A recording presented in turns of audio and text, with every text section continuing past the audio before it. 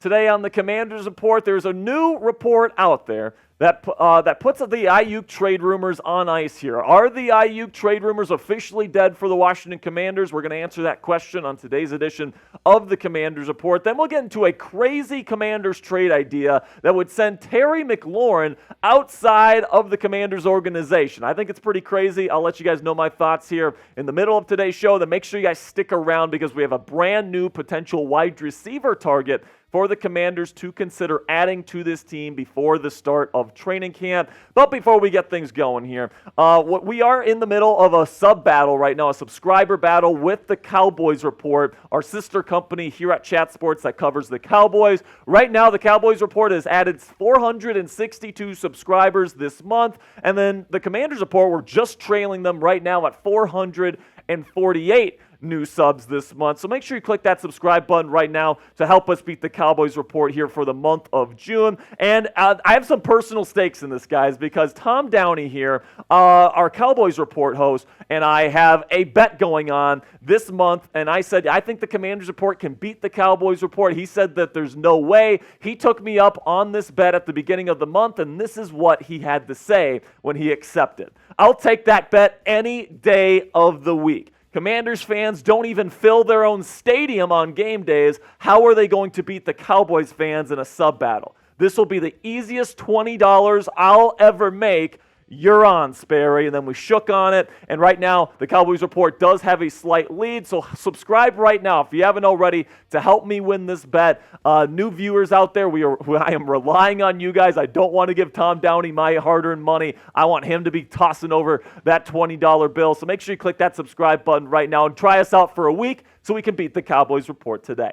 Now let's get into the latest surrounding Brandon Aiyuk. We've been covering the Aiyuk stuff for quite a bit on the show here over the last week or so since things have been starting to rumble up again with him. But Tom Pelissero from NFL Network has reported that Aiyuk had a really good meeting with the San Francisco 49ers earlier this week, and this is what he had to say. Aiyuk and the 49ers brass met on Monday at Aiyuk's request. This was a good meeting from what I was told. Both sides said things that needed to be said, and they're going to keep working. It's important to note here, there's never been a trade request from Brandon Aiyuk. That hasn't changed. The 49ers stance hasn't changed either. Despite getting trade calls on Aiyuk going back to draft week, they're moving forward, and they want Aiyuk to be a part of the team in 2024. And it definitely looks like to me that Brandon Aiyuk is going to be staying in San Francisco. It seems like this meeting ended up well, and obviously they don't have a new extension done or anything like that, and I'm not even convinced that a new deal will even happen this offseason. But what I do know is that the 49ers are trying to win Super Bowls right now, and if they trade away an all-pro receiver that was their number one receiving threat last year, that's going to significantly decrease their chances of hoisting the Lombardi Trophy this year, and I think that's a non-negotiable for that football team. And I think Aiyuk will be wearing 49ers colors come week one. Now, guys, when it comes to the Commanders here, I don't necessarily think Washington needs to go out and get him. I've said this on the show a number of times. I think the wide receiver room is actually pretty decent for the Washington Commanders right now. You got Terry McLaurin, who is a bona fide number one receiver. It's not like Brandon Aiyuk would be giving you something that you don't already have. McLaurin is absolutely fantastic, and I'm hoping he really gets the respect he deserves with a guy like Jaden Daniels throwing him the rock this year. Jahan Dotson was a former first-round pick. He's got a lot of talent. De'Ami Brown had a great connection with Jaden Daniels during OTAs, and of course you just got Luke McCaffrey, who you're hoping could really bud into a nice wide receiver piece for Jaden Daniels moving forward in this offense. So it's not like wide receiver is a huge need, plus you'd have to pay Brandon Aiyuk $30+ million per season. So I'm not too strung up about the Commanders not being able to trade for Brandon Aiyuk. But let me know down there in the comments section. Will Brandon Aiyuk be a 49er this year? Give me a yes or give me a no for today's pinned comment. YouTube's going to throw you an ad break here in just a couple of seconds. And when that happens, take advantage of that time by giving me a yes or no to today's pinned question. Now let's get into the really crazy trade idea here where Parker Abate from Steelers Now floats the idea that Washington could trade Terry McLaurin to the Pittsburgh Steelers. All right, now that sounds crazy to me. It probably sounds crazy to you, but it is worth noting here that the catch in this scenario is that he's saying that it would only be a possibility if Brandon Aiyuk was traded to the Washington Commanders, and we just talked about how that in and of itself is probably unlikely, but this is what Parker from Steelers Now had to say about this possibility. A name that could get lost in dialogue if the Commanders do make a move for Aiyuk is veteran Terry McLaurin. An addition of Brandon Aiyuk could lead to an attractive duo between he and Jahan Dotson. Teams have not been shy in recent years when moving on from veteran players. So what if McLaurin ends up being expendable? Well, here's the thing, man.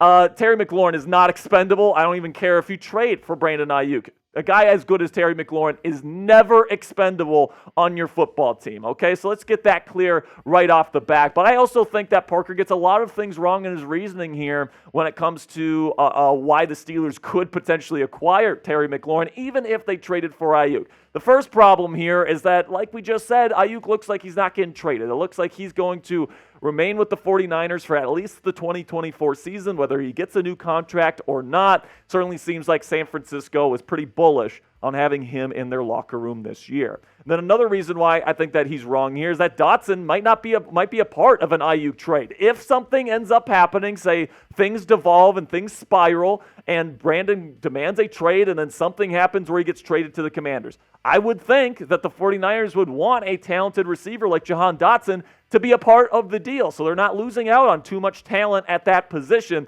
So he says, yeah, it would be a great combination, Aiyuk first with Dotson on the other side. I think Terry McLaurin and Jahan Dotson is a perfectly good combo, and if this trade happens, I think Brandon Aiyuk and Terry McLaurin is an even better combination, right? So then the final reason why I think that this is a silly idea is that the Commanders wouldn't trade Terry McLaurin even if they traded for Brandon Aiyuk. I think one of the big reasonings why they would like this trade idea, and the reason why many Commanders fans have floated this idea out there, is to combine the talents of Terry McLaurin and Brandon Aiyuk to make one of the best wide receiver duos in football. It doesn't make a whole lot of sense to trade away a really valuable asset like Terry McLaurin just after getting Brandon Aiyuk.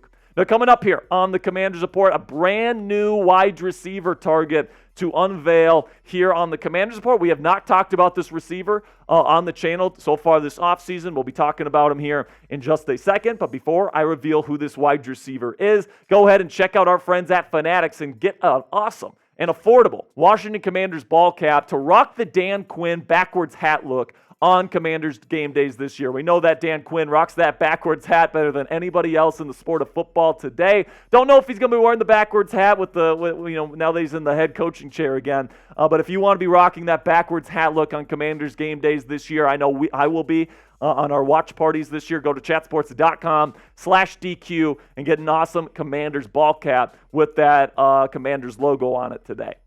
All right, now let's get into this mysterious wide receiver target, and it's Juju SmithSchuster. Now, you might be saying to yourselves, Jack, Juju isn't a free agent. He is on the New England Patriots right now, and you'd be absolutely correct about that. But here's the thing, man. Juju is most likely going to get cut by the Patriots at some point during this offseason. If he makes it to training camp, he is expected to be cut by the end of the preseason. And listen, man, he's only 27 years old. It's not like he's an old man right now. He's had some injury concerns, but he's a bigger guy, 6'1", 216 pounds. He's kind of known as like a bruising, run-blocking type of slot receiver.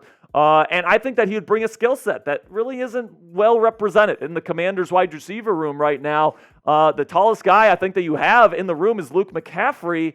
And then other than that, it's like Terry McLaurin, who's 6 foot. So you don't have a lot of guys with this kind of size and this kind of strength and this kind of run blocking ability.